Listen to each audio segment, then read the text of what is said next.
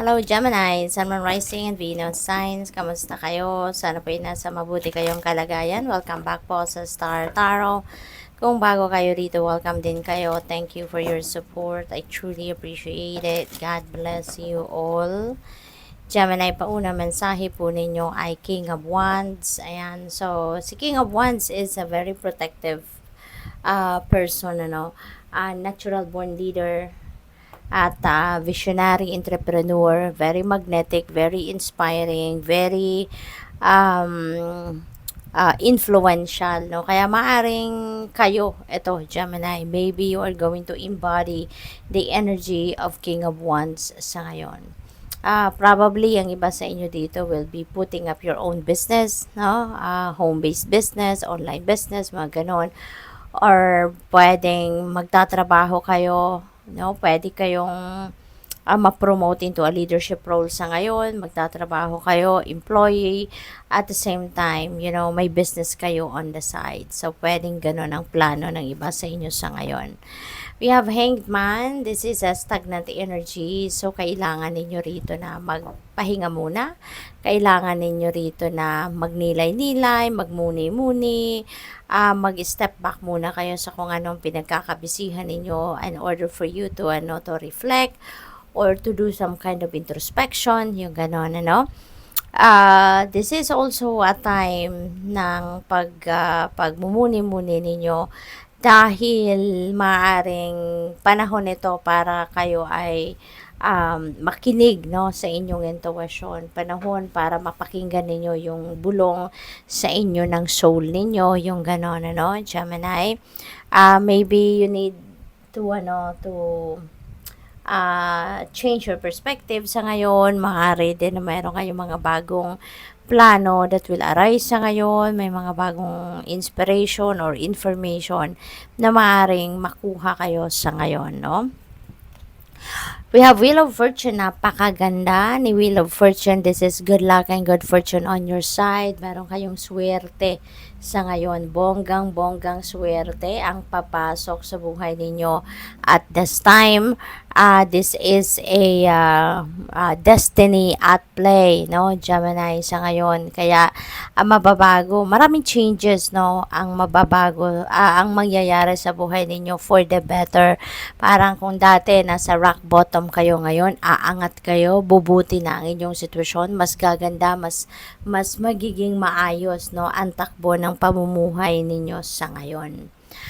What else? We have Ten of Wands. This is ending and beginning energy, no? Ang iba sa inyo dito talaga, mababago na itong sitwasyon ninyo na nagpapahirap sa inyo, merong nagpapagulo ng inyong isipan, nagpapabigat ng inyong dibdib, so whatever that is na nararanasan ninyong ganon, mababago na yan, no? You are going to ask for help, or baka ang iba sa inyo tuluyan ninyong iiwanan ang sitwasyon na yan na nagpapahirap sa inyo. So, depende, no, sa inyong kalagayan sa ngayon. But definitely, you're putting an end to that burden. You're putting an end to that thing na nangyayari sa buhay ninyo na nagpapahirap, no, sa inyo. You are moving on from that situation. What else? We have Knight of Pentacles. Ayan. So, karamihan sa inyo, Gemini, ngayon, you already have grown as a person.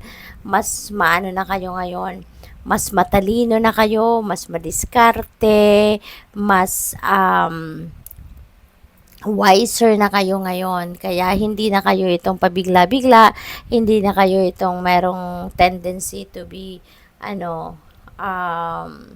impulsive, ngayon, mas pinag-iisipan nyo na muna kung ano yung mga nararapat gawin or kung ano yung mga dapat na pinaprioritize, diba? Yung mga ganon. So, this is also about offers. Baka merong mga offers of opportunities na dadating sa buhay ninyo at this time, Gemini, and this could be related, no, sa pera, related sa investment, sa bagong trabaho, bagong pagkakakitaan, yung mga ganon. Pero hindi kayo dito magmamadaling magdesisyon. Hindi ninyo ito gagawin agad-agad, no? You are going to check on it. Pag-aaralan nyo muna, magre-research muna kayo. You are going to be very cautious, no? Sa mga desisyon ninyo sa ngayon. Kasi nga, marami na kayong natutunan sa buhay in the past, no? Ayaw nyo nang maulit kung ano man ang mga pagkakamali ninyo na nagawa before. With the Page of Pentacles, this is definitely related dito kay Knight of Pentacles kasi merong mga impormasyon, merong mga tips, merong mga invitation dito na dadating sa inyo for opportunities, no, na related sa inyong kaperhang aspeto. Baka meron dito mga dadating na balita na may mga offer for bagong trabaho, for bagong career, bagong investment scheme, or baka meron kayong binibentang lupa, bahay, mga ganon. So, maybe then, meron kayong mga pagkakaperahan, no? Yung kikitain ninyo doon sa sale, yung ganon. Or, baka meron kayong mga dokumentong pipirmahan, dokumentong kailangang i-review, no? Yung ganon. We have Four of Swords. Ayan. So, related ito dito kay Hanged Man. Kailangan ninyo rito na magpahinga. Kailangan ninyo rito na mag-replenish ng lost energy ninyo.